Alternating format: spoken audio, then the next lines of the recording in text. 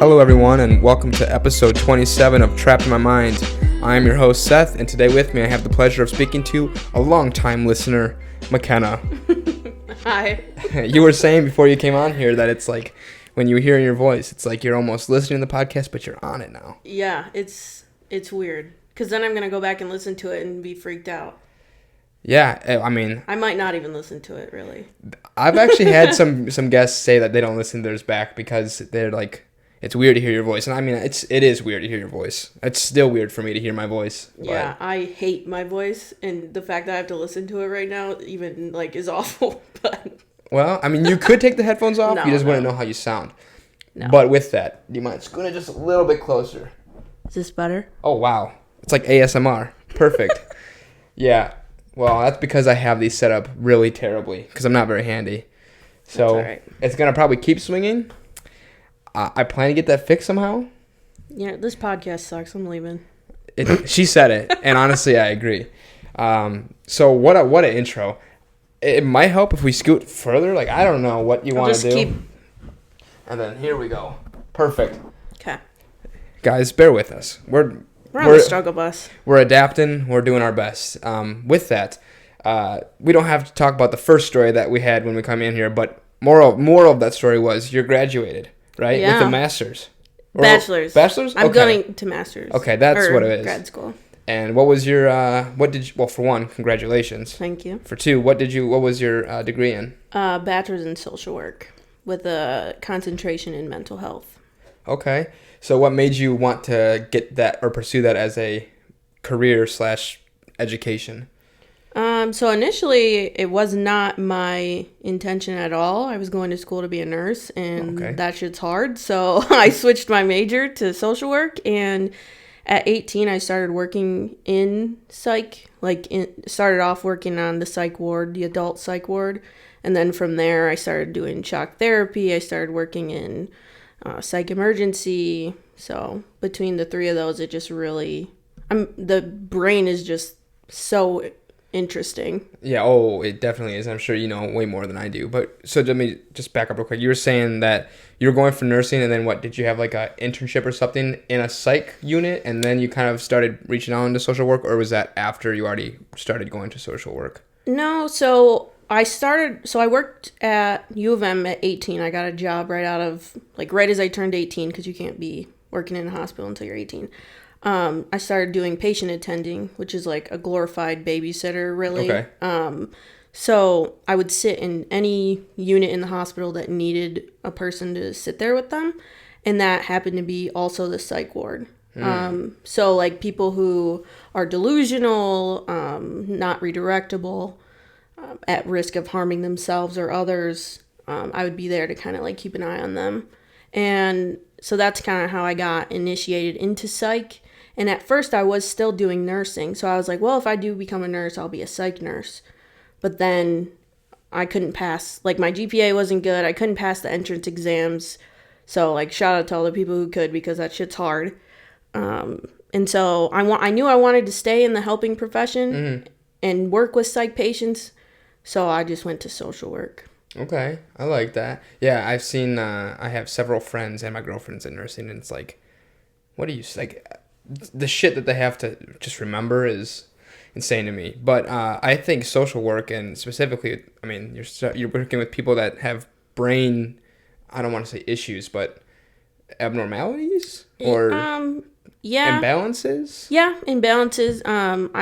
The simplest way to put it, as I put it, is just their brain is sick. Okay. And so that's, people will come in and be like, I'm not crazy. And it's like, well, you're not. Your brain's just sick. Just like if your stomach is sick, or, your body, all parts of your body get sick. And just for some reason, there's a stigma when your brain gets sick.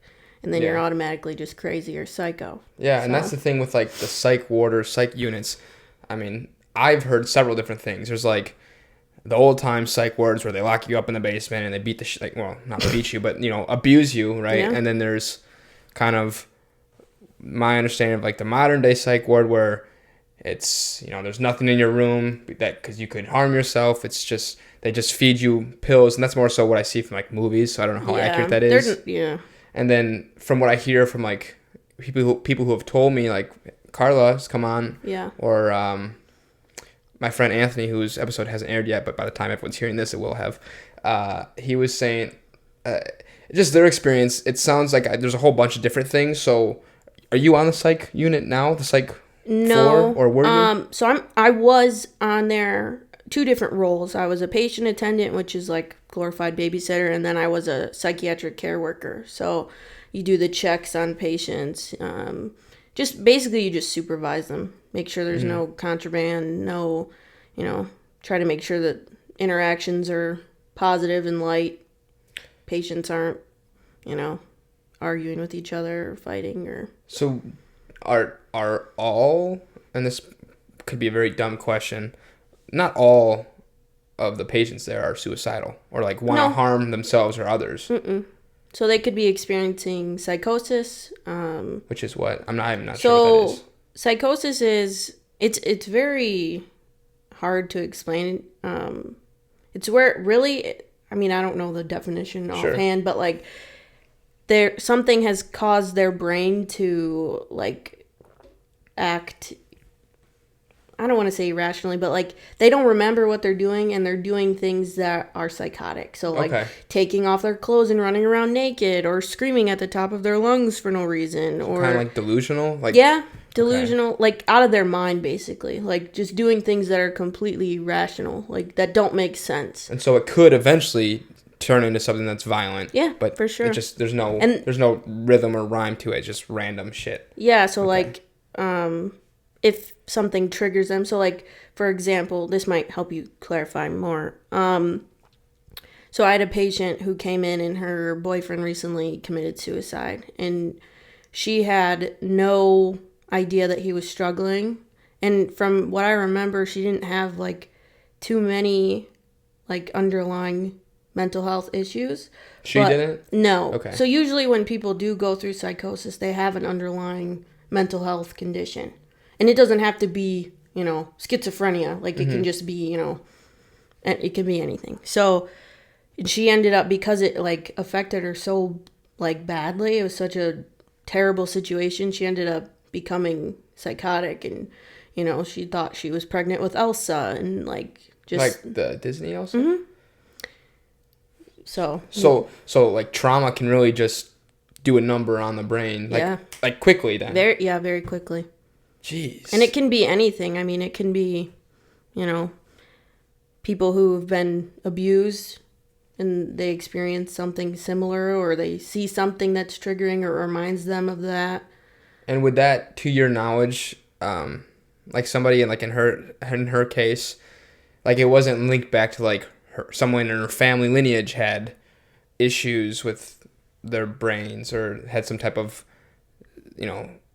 mental issues. Like it was just triggered from like what she experienced herself, not anything that like was genetically passed down. She could have had, like I said, she could have had mental health, like she could be predisposed to it. Like it is hereditary too. Okay. So that could have played a part in it. But yeah, people who have mental health conditions can experience psychosis, which is scary to think about. Yeah, honestly, mental health in general is scary to think about. And I know, like, when I first hear mental health, the ones I always go to is, like, depression, anxiety, bipolar. And those are, like, the big ones that I think of. But there's so many other ones that, like, are considered mental health that, like, once it's kind of brought up, it's not something I think about, but when it's just brought up, it's like, God, like, it's so crazy. Like you said, just the human brain is just wild. So I don't have much I can add to that because I'm ignorant when it comes to things like that. But for you, working in a environment that has, I would say, such powerful scenarios, such as a woman coming in whose boyfriend just committed suicide and she's losing her mind, do you like that? Like, do you like being in that environment? Or I don't know if that's the best way to ask it, but how does that make you feel? It kind of makes me sad to see people like that, but then I have to remember that, like, I'm here for a reason, and they're here for a reason because they're sick, and I always try to put myself in my patient's shoes, no matter what the situation is. like, how would I feel if I was experiencing this? Or how, because most of the time they're scared. I mean, they don't realize that they're psychotic or that they're experiencing these, like, if they are delusional or experiencing psychosis, they're not aware that this is happening. So to them, it is scary. So I try to make sure, you're in a safe place. We're going to take care of you. You're okay. Just kind of, I like it just because I know I'm doing something positive for other people, because I would want someone to take care of me like that if the roles were reversed. For sure. And just so I'm clear, is where you work now, is that an area where somebody has to like get checked in, whether it be by themselves or by someone else, or is that like completely different from what you do? No, yeah. So I'm in psych emergency. So essentially you walk in and it's kind of like a clinic. It's what it looks like. Just a regular doctor's office waiting room. Okay. So anyone could go in at any time. It's 24 hours, 7 days a week. Go in and check in, get evaluated. There's some people who get checked in against their will, which is a petition. I think Grant talked about that. That happens a lot too. Okay. So, for example, if I was conscious enough in myself to be like, let's just say it's suicidal urges, I could walk in there and they would, like, somebody would sit down with, like, a doctor or yourself, someone would sit down with me and kind of chat it through. Yeah, so let's just say hypothetically you came in because you were suicidal. So you come in and you check yourself in. So you go in, you check yourself in. The nurse is going to triage you, make sure you don't have any, make sure you're medically clear. Because if you weren't, say you overdosed, so you took a bunch of pills, we'd have to send you across the hall to get evaluated in the ER. So if you're medically clear, you stay with us. Once you're done with the triage, you would meet with a social worker. The social worker would sit down with you and kind of ask you a little bit of background history, any trauma you've endured, kind of see where you're at, what your symptoms are. And then the social worker talks with the doctor, and then the doctor comes to talk to you. And then they create a plan. So if they think you need to be admitted, they would admit you. And even if it was against your will, the doctor can do a cert, which is like a petition, but even more powerful. So as an adult, you would have no choice but to be admitted if the doctor thinks that you should be. Ooh, okay. So that's which gets kind of messy. Yeah. Because that's like where you see like on TV where it's like, I'm not crazy. Right, and like, exactly. They just sedate you and... Yeah, so it doesn't... Again, that's movies. Yeah. But, so it's not...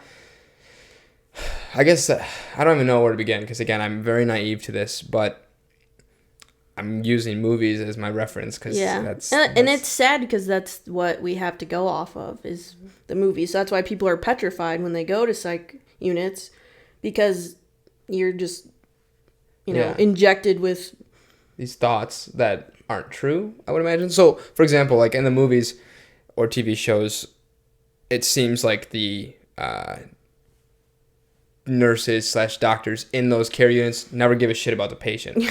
Because, again, and I'm not saying that I believe that, because that's like how the movie spins it. Right. Or that's how in the movie, that's how like that's how the they want you to portray it. Yeah, that's how the patient feels, right? Yeah, and that's fair.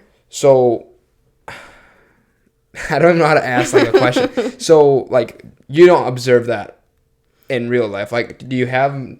So, people don't get injected or sedated or medications, if you will, for no reason. Okay. So, you're not just going to be like, yo, I'm not going to be admitted, and then they come in with a syringe and sedate you and strap you down. It doesn't go like that. So, usually how it would go is, say...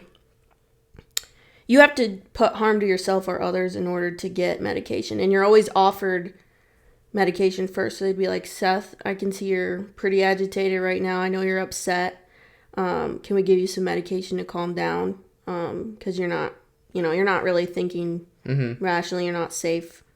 So we would give you the option of medication. And that's not always, coming from an outsider's perspective, that probably looks like we're pushing medications on you, which essentially it is. But because people are sick, they don't realize that they need to calm down. Mm-hmm. They think that they are okay. And that's kind of why we're there to help, you're not right in the mind, which is why you're here and being admitted. So, and then if, say you refuse, you're like, no, fuck that, I'm not taking a pill. You would have to, say you tried to elope or run away. I don't know if you knew what that meant. Or start hurting yourself or others, then we would have to, That you have to do it. Yeah. And it's not always a restraint. I mean, it's not. A restraint is usually if you hurt yourself, if you start to hurt yourself, or if you try to attack a staff or a patient. Which I think. It warrants a restraint. You're never restrained for no reason. Yeah. I will say, like, even in that hypothetical where you're like, Seth, do you need medication? You seem agitated. That's like the one thing where I feel like, and I think, training tells that's probably the right questions to ask in scenarios where people are coming in and they're delusional. But I feel like, and again, maybe this is my mindset because I'm not delusional right now. Or at least I don't think I am.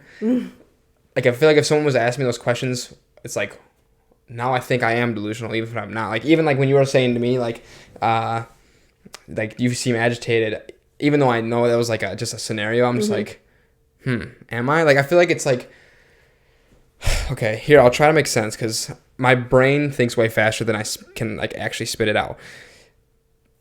Like if we're having a conversation and I share my opinion first and then ask you yours, what I'm doing is kind of like planting a seed of like, I'm almost poisoning your thought. Instead of saying, hey, what do you think about this? I'm putting out my opinion first. So I feel like, so now that like that's the first thing you're thinking of, whether you agree or not, it's like, that's what's in your mind first.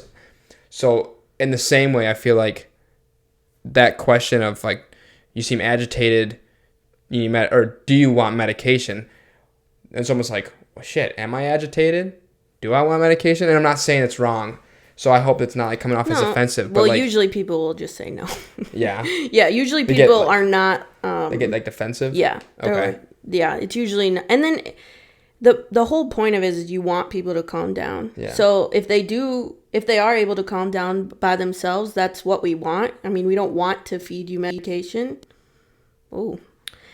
But we don't want to feed you medication, but at the same time, it's not safe for you to be so upset, and it's not safe for others too. Mm-hmm.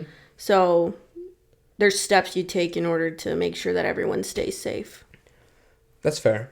Yeah, I think, like you were saying, there's a lot of stigma from movies and TVs. Oh yeah, for sure. Because, like I said, even though I know that shit's not true, because that's all I see, and honestly, it's fun to like. I don't want to say fun, but it's interesting to watch those movies because it's like. It is. Because it's so like, I don't know.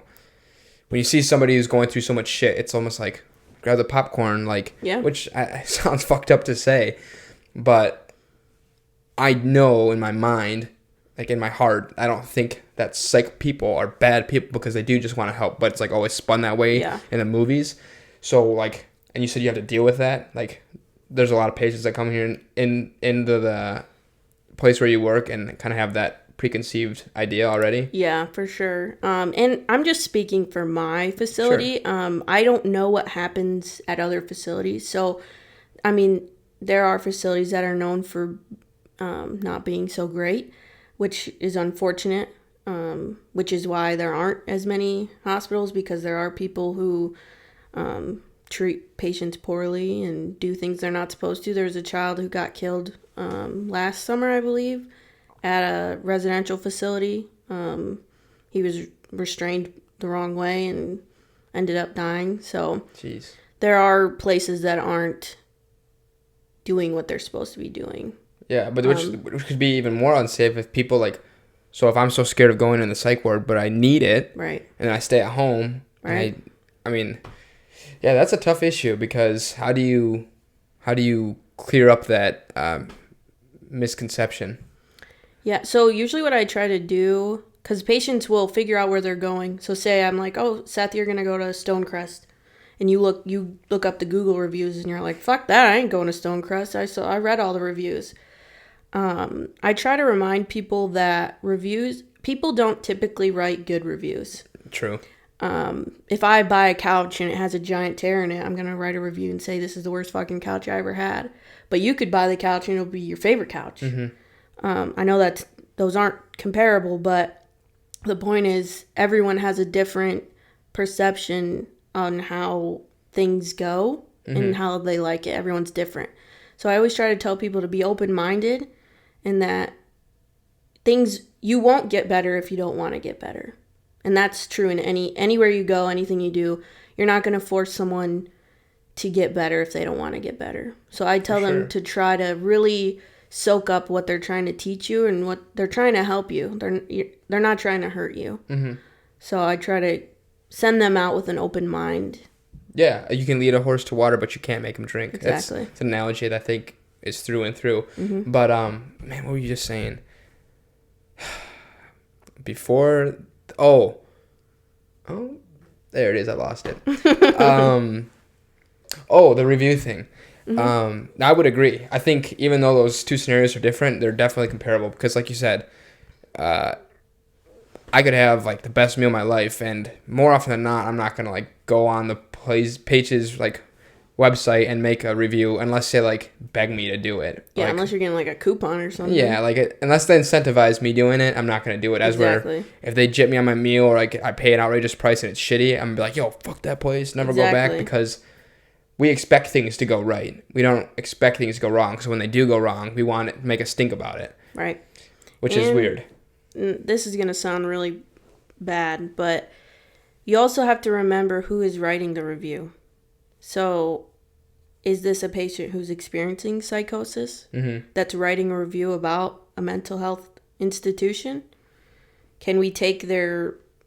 I don't know if that's... No, yeah. I mean, if somebody's delusional and credible? they're writing... Yeah. I think that's...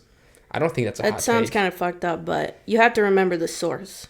I would agree. So the one thing I would say is another... Again, this could be my misconception. This isn't what I believe, but this is what I see, like in movies and TV shows, is oftentimes like when... Well, actually, sometimes from like what I hear, like people who I know who've gone to these wards or hospitals, they leave, but they're not really feeling much better. So I guess... Yeah. So is that like a... Do you hear that a lot of like, what's the point? Or... Yeah, so the mental health system in general is really broken.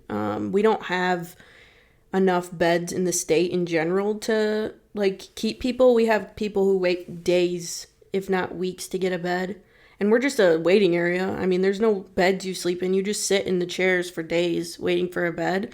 And you have to have your insurance has to authorize it. So if your insurance only authorizes 3 days and those 3 days are up, you're going to go home unless you can get them to reauthorize it, which is fucked up because mental health isn't, like, there's not a lot of insurances that authorize long stays. And if they do, like, there's patients who don't get authorized anymore after they've been authorized, like, so many times.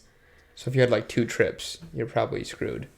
Yeah, I mean, I don't know. Everyone has different insurance, so it just depends, but... I haven't gotten too much into that yet, but yeah, it all depends on your county, where you live, because depending on your insurance, that's which hospitals you can go to. So you can't just walk up and just be like, yeah, I'm going to 9C, like our psych ward at U of M. Like you might end up in Detroit, you might end up in Owasso, you might end up in Saginaw, like you don't know. So, which is also, I could see being scary. Yeah, going hours away from home. Yeah, that's... So, I mean, man. People that go into these facilities with these sick brains, like, man, I don't even know what to say. I wish we had I wish I could talk to somebody who was like, was a patient, like for something like other than like the things I feel like I know about. I feel like I know a little bit about depression. I feel like I know a little bit about anxiety now. Like talking about someone who's experiencing like psychosis. That or like what's the name? Like where someone's like, schizophrenic. Yeah. I think like those things are very interesting and I think very sad, but like I just want to know like how conscious somebody is like when they have these. Yeah. Problems. It's a good question. I mean, it's Is that why? Like, does your psych ward It's have patients like that too? Yeah. We have so we call it the secure core. So we have 3 beds that are, well, in my unit, we have 3 beds that are dedicated to people who cannot be in the waiting area. Like they're too like dysregulated, unpredictable, like I don't want to say dangerous, but like at risk for hurting themselves or others, at risk for running away. And do you like? Does your workforce get like? So my understanding is lots of people who have these issues. Oftentimes, it's because of something they've gone through, like some type of really crazy trauma that they've been exposed to. Yeah.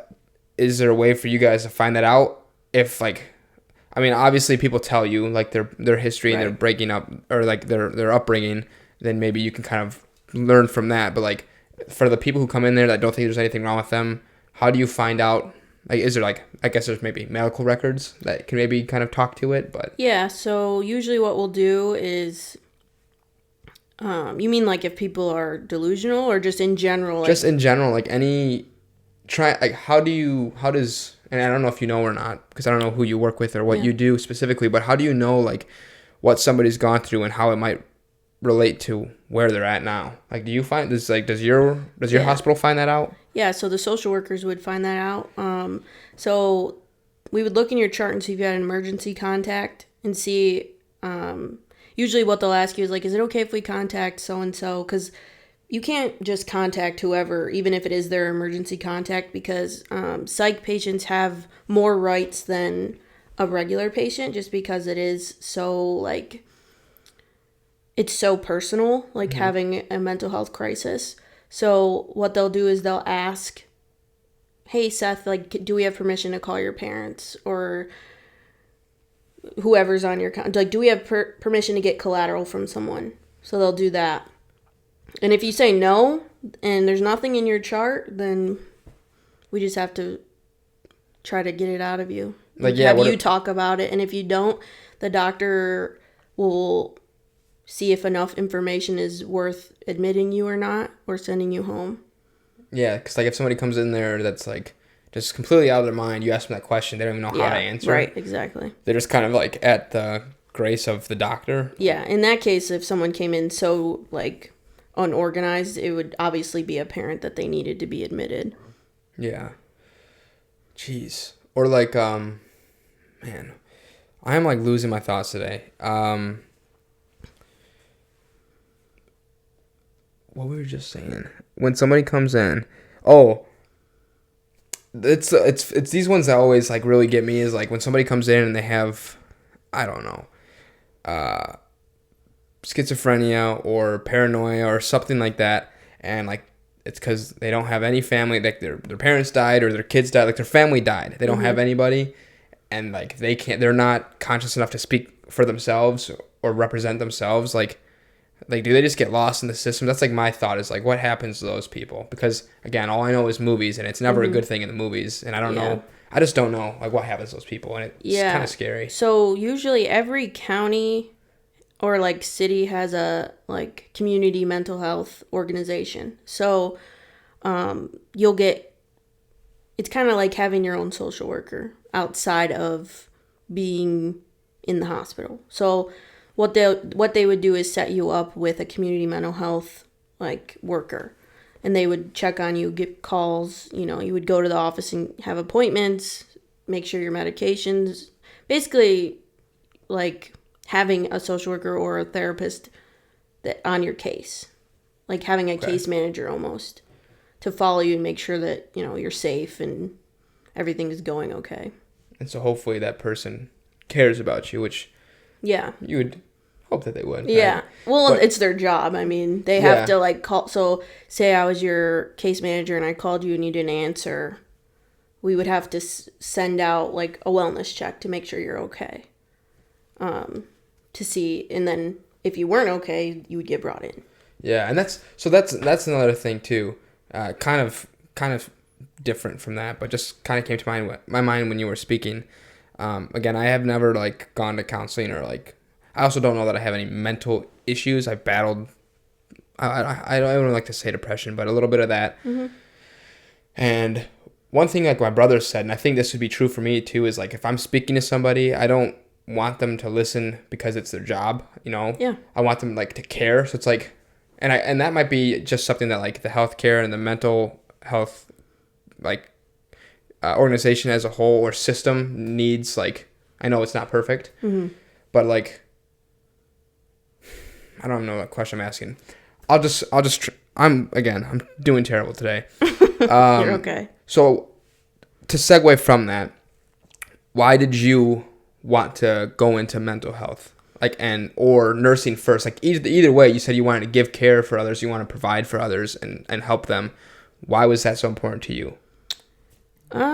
I felt like it was really my only purpose. Like, you know, people have like a purpose. They feel like they have a purpose on earth. I felt like my purpose is to make a difference in people's lives by helping them in a way that, because obviously I can help them in a way that they're in need. So growing up, I had my grandparents lived with us, and they were handicapped, and so I was a big help to my grandma. I took care of her a lot, and I ended up actually taking care of her like when she passed away, which was very odd. Like, not, that sounds weird. It was weird that she always called me her hero, and then I was the one to feed her last medication, if that makes sense. Well, I couldn't put myself in those shoes, but that would be like, I didn't even like seeing my grandma like when she was, we all knew she was like, you know, getting ready to pass, and it was like, it wasn't like I want to see her because I wanted to spend time with her, but it was almost like I can't do it. You can't see her like so that. If you were the one that was taking care of them, like I mean, that's got to be weird, difficult, and weird. It was hard because in that moment I felt like, well, and then everything I did, I felt like I did wrong. So like my mission on earth, I felt like, was to make a difference and to change people and make them better. And then I killed my grandma is what it felt like, which it wasn't what happened, but you know, I gave her the pills that the nurse told me to, and 2 minutes later she dies. So it's like, well, my mission just crashed and burned. Yeah. But that kind of was off topic of your question, but oh, you're good. I don't know. I just always wanted to make a change in the world, and obviously I'm one person, but even just being on this podcast and talking about mental health is like, if one person is like learned something from what I'm saying, it means something to me. I like that, and I would agree 100% with what you just said about if it affects one person, then I'm doing something right. Or even if it helps me, I'm doing something right. I would my goal would be to be less, or to be more selfless. So if it's helping others, even better. Yeah. But like if you can help anybody, including yourself, I think that's good. And the reason I asked is because again, I think people in these positions need to really care. Yeah. And not just, and I think most of them probably do, because again, I've talked about it with Wes. There's job security for healthcare workers and mental health care workers, but the compensation, from my understanding, is not what it should be. And I would agree with Wes's point. It's not paid as well as it should be. Yeah. So I feel like you kind of have to give a shit. Otherwise, why would you choose it? Yeah. Yeah. And also what I was saying earlier is, if the biggest thing for me is if the roles were reversed, I would want someone to care and give a shit. I would want someone to care about me and my health. So being that person for someone else, it like gives me like, I don't know, makes me feel good. Yeah. And like, I'm sure you've seen my post, especially with this last election. I'm all about like social justice. And so I just want equal rights for everyone. And I think mental health is one of those fields that there's not enough resources and it's not talked about enough. So just being an advocate for the mental health community is enough for me. Okay. And I like that. And I would agree with that as well. One thing, to your point, if I may ask, and if you don't want to answer, it's fine. But you said the main thing is for you, if you were in the other position, you'd want somebody to be there for you as you are for them.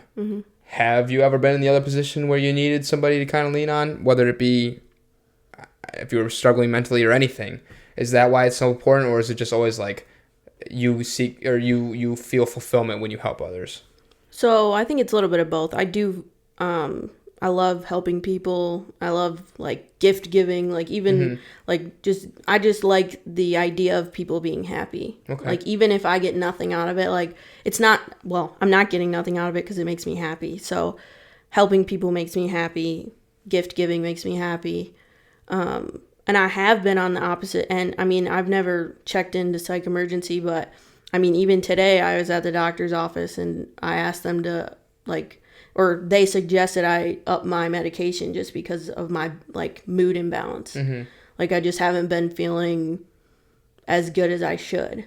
And so like having someone in your corner, even if it is like that small, and I am pretty open about my mental health and like talking about it and being open with my providers about it. And like I'm open with my therapist about it. I know you've talked a lot about therapy and stuff. I'm a firm believer in therapy for everyone. So just having positive people in my life, like even positive providers, especially because I can talk to Brennan until I'm blue in the face about how I feel, but I feel like coming from an outside source is like helpful too. Okay. Yeah, I know. I've lost that battle. I think I mean, that's your opinion. No, but I think it's changed. That's good. I don't know why. I still haven't done it. I still haven't gone to therapy, which I've been really tossed up in my head. That's no one gives a shit. That's just telling you, but I care. Appreciate it. Yeah, I don't know what's stopping me, but it's hard. You feel, well, at least when I started therapy, I started it because my depression was so bad, and I like, not to go off topic, but I remember being up north and sitting on the boat and knowing that this was like, you know, fun, peaceful, relaxing. But on the other hand, I felt so sad and like depressed. And I was like, if I feel this way for the rest of my life, then what's the point? And I think that was the breaking point for me. Because it was like, what's the point in anything if I'm going to be sad all the time? Okay, so it sounds... I feel like I can relate to you in that regard because I feel like I can... recognize my feelings, but sometimes I don't know why they are that way. Is that what you were kind of saying? Yeah, I mean, I don't necessarily have a reason to be depressed or to have severe anxiety, but I do. Yeah. So it's like kind of trying to not ignore it because obviously it's there and ignoring it's not going to change it. And I know you were saying you're not really like that anxious of a person and like you've experienced some depression, but not like everyday depression. And like that's what's hard is like you wake up and you're like, well, another day of depression and anxiety for no fucking reason. And it's like, why? Yeah. And so, you know, going to therapy, and there are things that I've discovered about myself that I think your brother mentioned, like you talk about things and it's a way for you to realize who you are. Yeah. And that really stuck with me because I think it's really helped me figure out who I am as a person. So. No, I would agree with what you said and what Steven said, my brother. I feel like, what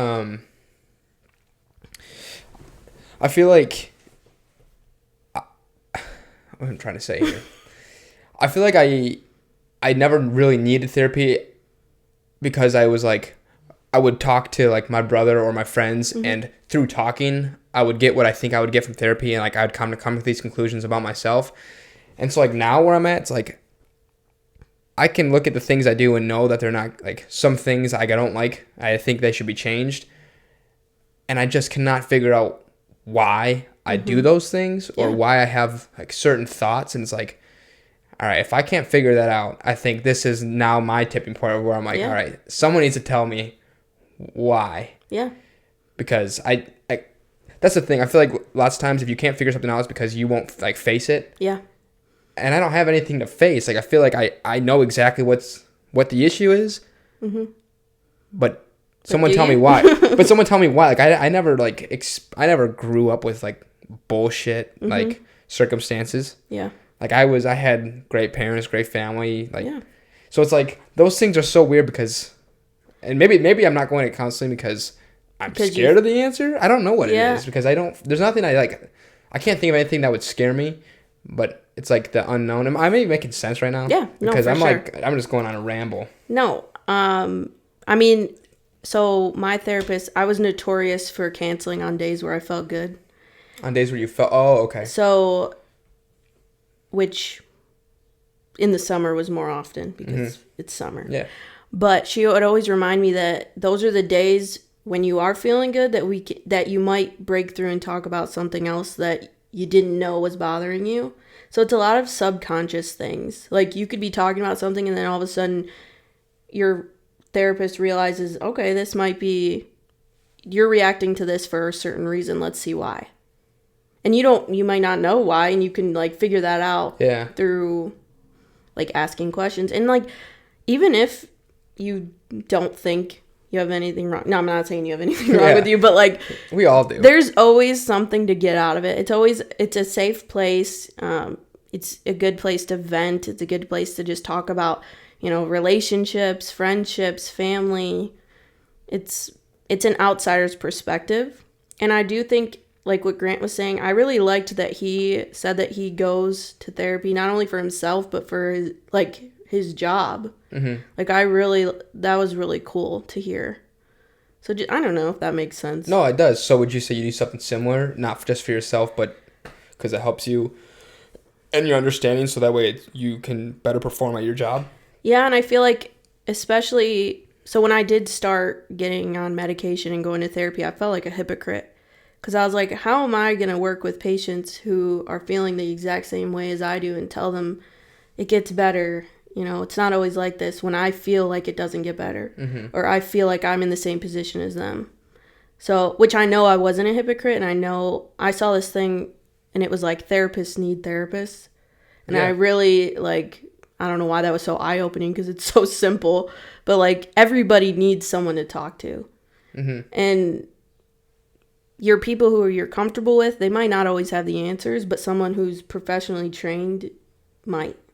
Yeah, and I think, again, to your point, I'm just adding to the point of therapy because like I said, I've lost that battle. But like, you might have people you're comfortable talking to, but do they know 100% of it, like your whole life? Right. Because I mean, I would say there's several people in my life who know 95%, 96%, but like.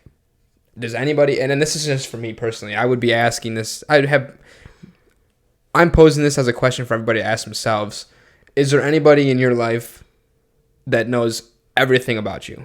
Like, things you've done, things you've thought, things you want to say? Like, no. You're the only person who knows you 100%. Exactly. So, like, there's still certain things like you wouldn't want to tell those close ones to you. So maybe a therapist who doesn't have a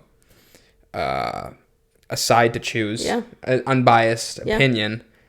Like your brother was saying, you can go and just say whatever the fuck you want, and it's not going to change the way they think of you, and it's not going to change any relationship that you have outside of that room or that Zoom call. Yeah, but I also, like, again, to his point, I want them to give a shit, and I know some of them do.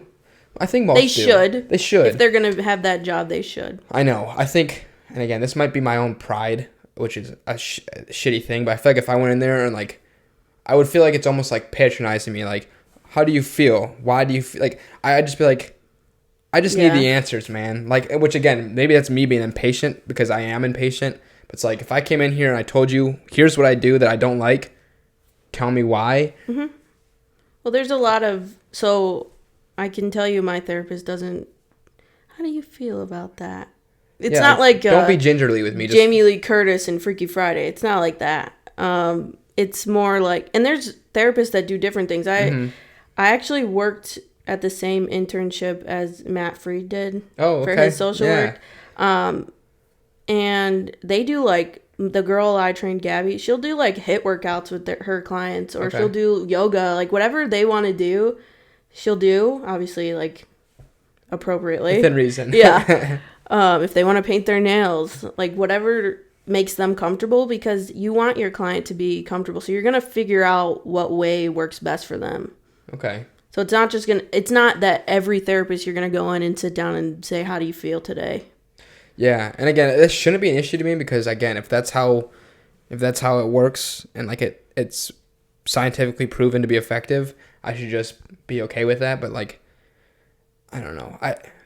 It sounds so weird. Like I feel like I tell myself I'm so busy and like I don't have time for that shit. But it's honestly it's bullshit because there's people who are busier than me who make time for it. So it's like I just need to come to grips with it and be like, hey, all right, I'm willing to give it my effort. It's only an hour. I know. And now with Zoom, you can do 8 p.m. if you want to. I would do it in person. That's the thing. If I had a concert, I would want it to be in person.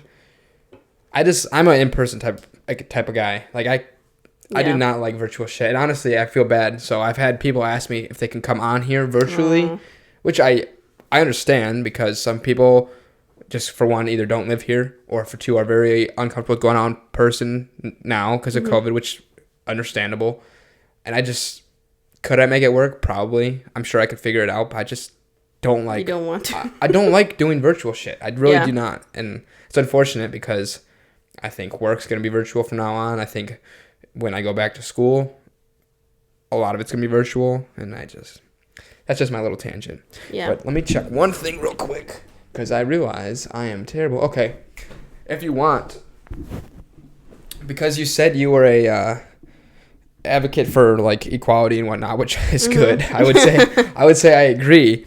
But as a guy, I will say oftentimes maybe myself and my kin, other men, do things that we don't know are sexist and so I just came across this on the internet and figured it could be a fun educational type game for myself and maybe others who might be doing it, and also seeing your opinion because maybe this is all bullshit, but so this is called Is It Sexist? Okay. So if you want to play, we don't have to. No, it's fine. I don't want to speak for the entire female community. I'm just going to speak for myself and what I think. And I'm not speaking for all the guys and anybody who in between. I also was raised by a single father, so I don't know if my answers might be different than you expect. That's the great thing about this podcast is no one on here is an expert. These are our opinions. Yep, that's why I like this podcast.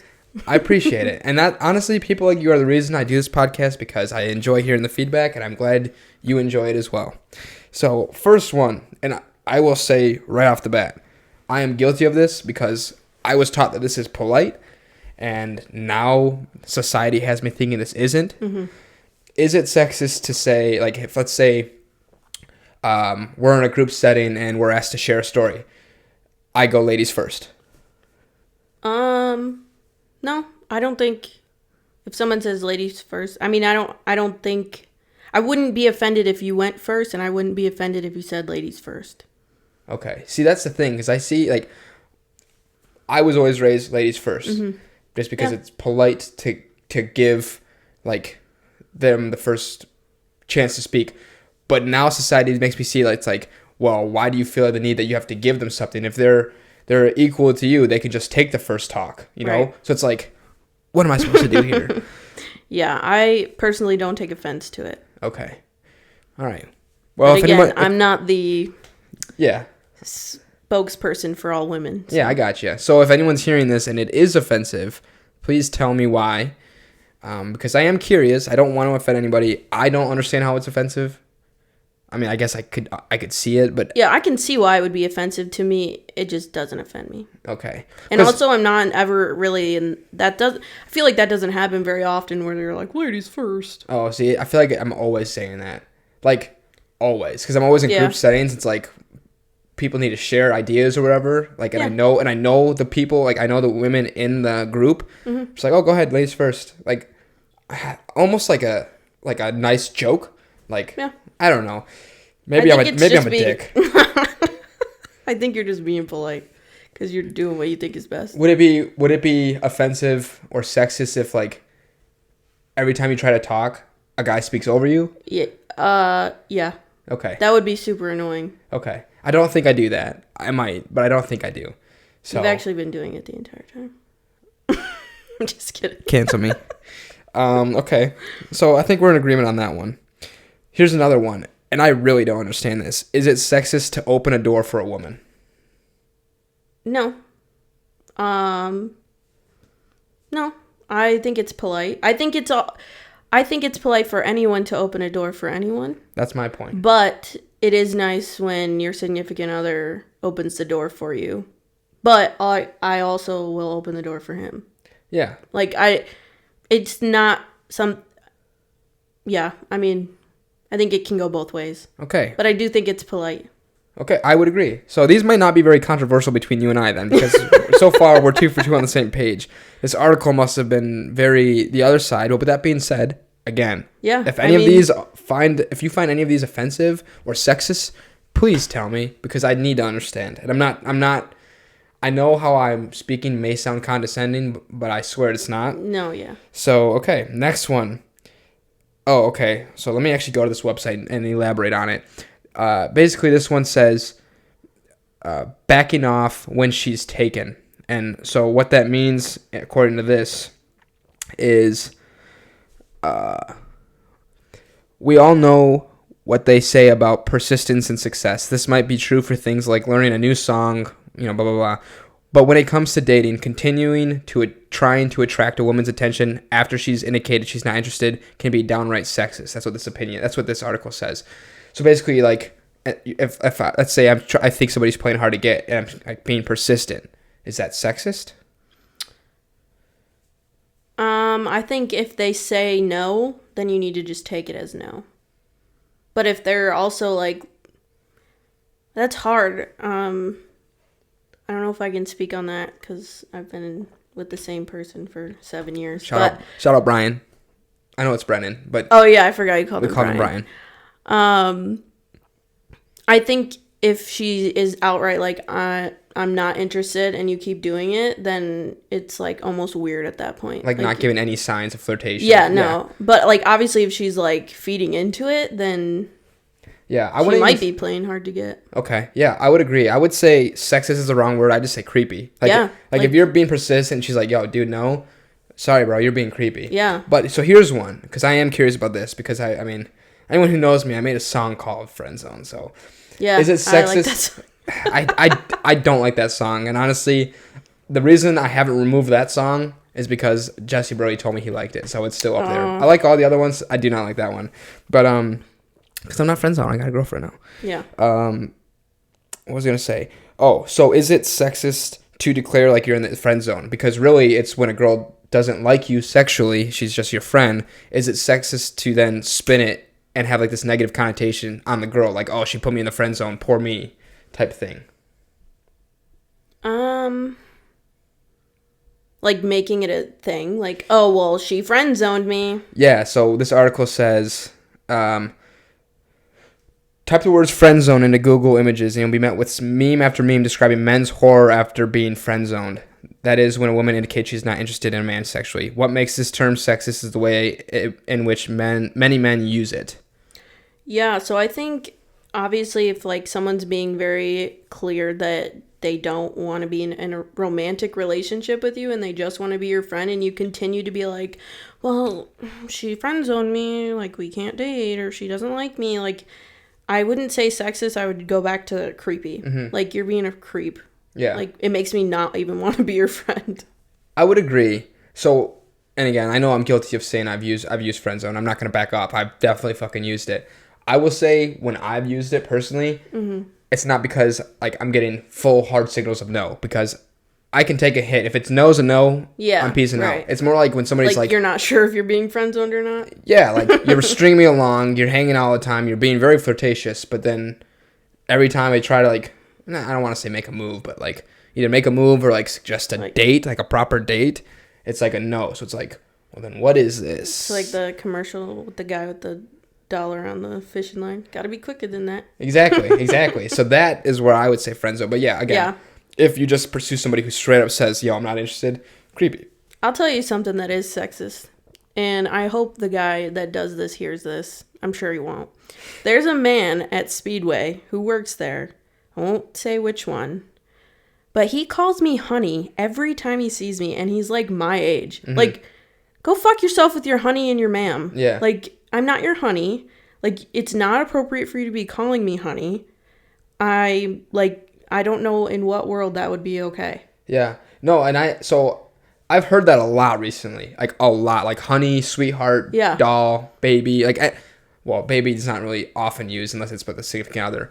But I've heard that a lot. And, like, although I've never used those words, when I first kind of heard that, I'm like, I don't understand how that's sexist. But then, because I feel it's like condescending. Yeah, and I kind of gathered that, like, I wouldn't like if somebody was, like, calling me boy or, like, kid. Like, I don't like that. And that's kind of the same thing. Yeah. So, that did spark that thought. And I would say that's justified. I think those, again, I wasn't around like the 60s and like the 40s and 50s, but I feel like maybe it was more used commonly then. Yeah. Because I feel like more so now, the people I hear using that are older people. Yeah, well, this dude's like 25. Yeah, so fuck off. Yeah, exactly. Okay, so I would agree. And next time he says it to me, I'm going to tell him to listen to this podcast. Okay. Yeah. Well, hey, another listener. So your bad. Okay, I'm not gonna tell him. So your bad behavior got you to here. Here's another one, and this might be kind of hard to explain. Using sexist language. So let me just read the thing again. So the descriptions feminine and girly are pretty commonly used as insults. They usually have a negative connotation attached to it, as where masculine traits are seen as a good thing, like man up or toughen up. Mm-hmm. Is it sexist to use like jargon like that? Like if I was like, hey, stop being a bitch, which I know bitch shouldn't be synonymous with woman, but like man up, basically, like quit being a little girl. Yes, and again, the bitch was not for me. That's from this article. I swear to God. Yeah. So is it sexist to like use words that are synonymous with women typically as an insult, and words that are synonymous with men as like with a positive connotation? Or is that just the way the language has adapted and it's unfortunate? I would say it's not appropriate for... I feel like if it's coming from another girl, it would come off differently than if it's coming from a guy. Okay. Because in the same sense that it seems condescending. Okay. Like, you're telling me to stop being a little bitch, or like... I don't know if that makes sense. But like if I'm a guy and I'm telling another guy, hey, stop being so girly, or stop, like, you're being awfully feminine. Like, is that sexist? Yeah, because I mean, there's certain men who are more feminine than... there's nothing wrong with that. There's nothing wrong with that, and I think that everyone's different, and everyone is able to express themselves the way they want to. So, like, and especially now in today's day, like, yeah, stop being so feminine. It's like, well, there's tons of men that are feminine, and there's nothing wrong with that. And there's tons of women who are masculine, and there's nothing wrong with that. Yeah, I would agree. Fuck. What was the last one? That kind of stemmed from... Oh, so that was another thing, too. Like, this is from the article. I didn't write it down because it was kind of hard to explain, but I'll try my best. If, like, women... It said, like, women can be very sexist against other women because they always feel like if there's two women in the room, they got to be the better women. Mm-hmm. Just kind of like the alpha male thing. Yeah. Is it sexist when women kind of pit themselves against each other when they're in a group of, like, larger people? Does that make sense? Or no? Like, are they being sexist to each other? Like, let's say it's me, you, another woman, and, like, maybe a few more guys. Mm-hmm. If the other girl is putting you down to try to get in with the guys, is that sexist? Like, shouldn't she try to, like, be with you? Is what the article she should try to be. She should try to be, like, hyping me up. I just feel like she would be. I wouldn't say sexist. I just think she would be not being a good friend, or like not being supportive. Like, why are you trying to dog on me? Okay, so basically, what we can say is that this article is very sensitive. Yeah. Okay. I would say I'm not. I don't know. I feel like I may not be the right person to ask these questions to, just because I'm pretty, like, I don't know. It's just your opinion. Yeah. I kind of just go with whatever, but also, like, having self-respect for me as a woman, and you have respect for yourself as a man, and, like, just respecting that. There's no, like, there should be no, well, I'm better than you, or just anything like that. Calling me ma'am and honey. Yeah. Don't be doing that. So ma'am's bad too? It's not as bad as honey. Ma'am, I just don't like because it makes me feel like I'm old. Okay, because I will say, if I'm talking to, like... Ma'am is more like, I shouldn't say ma'am because that's more like polite. I feel like ma'am is polite. It just kind of hurts a little because I'm like not a ma'am. Yeah. So that's the thing. Like if I say yes, sir, a lot. Like if I'm talking to somebody who's got more superiority over me.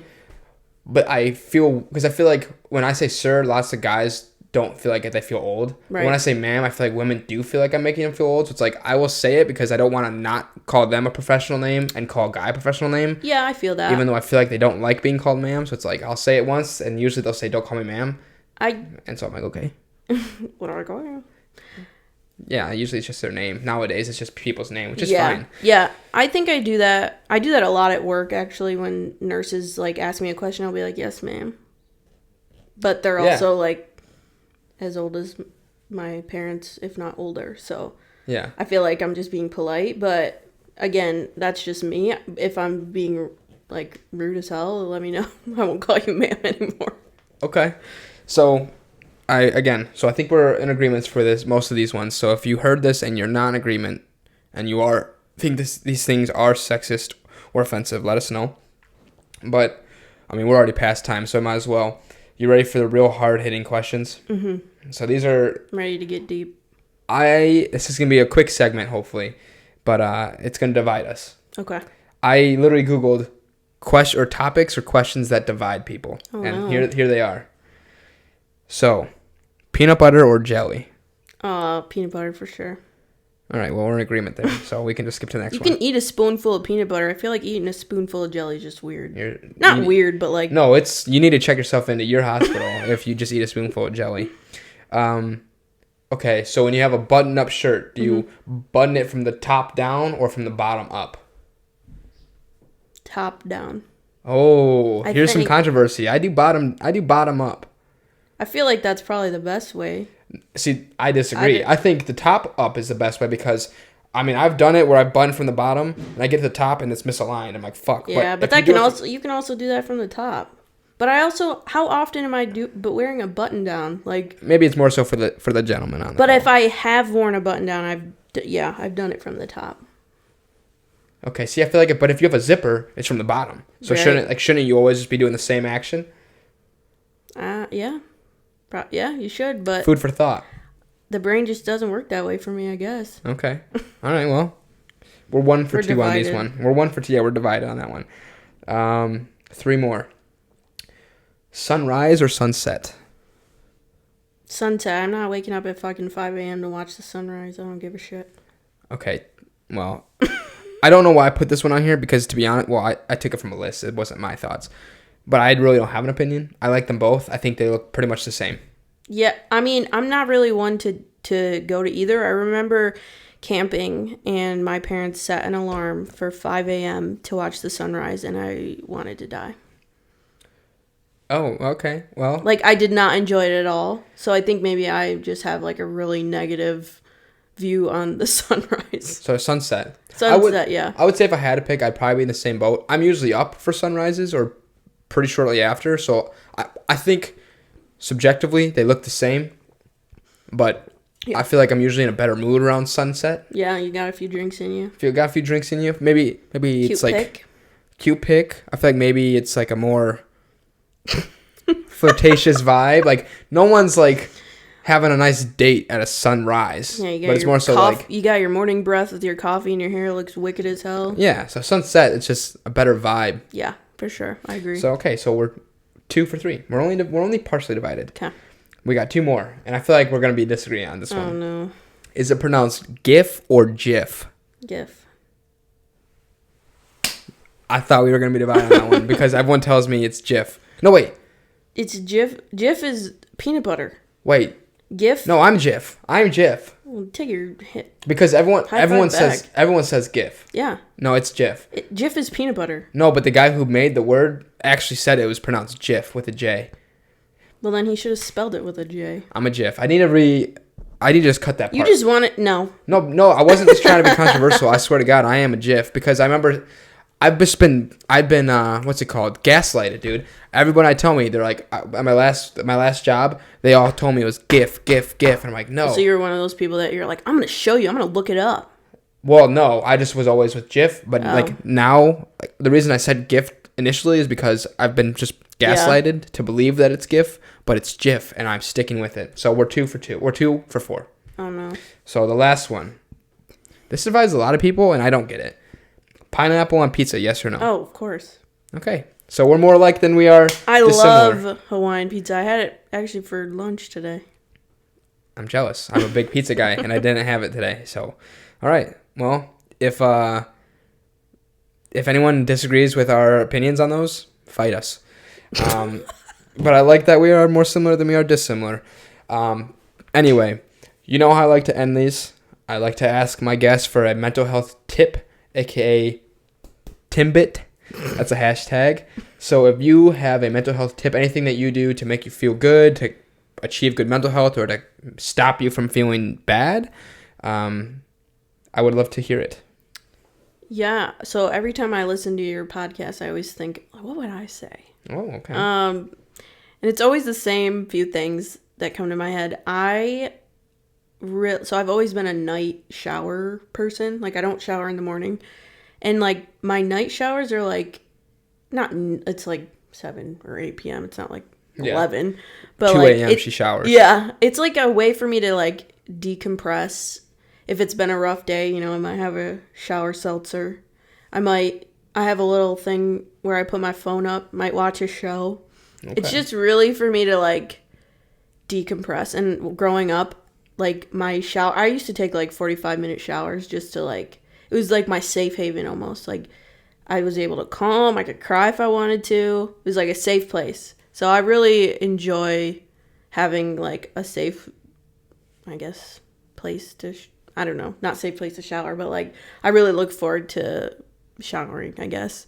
And then I love watching TV. So, like, anytime that I'm, like, not in a good mood, I'll watch, like, some of my favorite shows, or, like, Big Brother.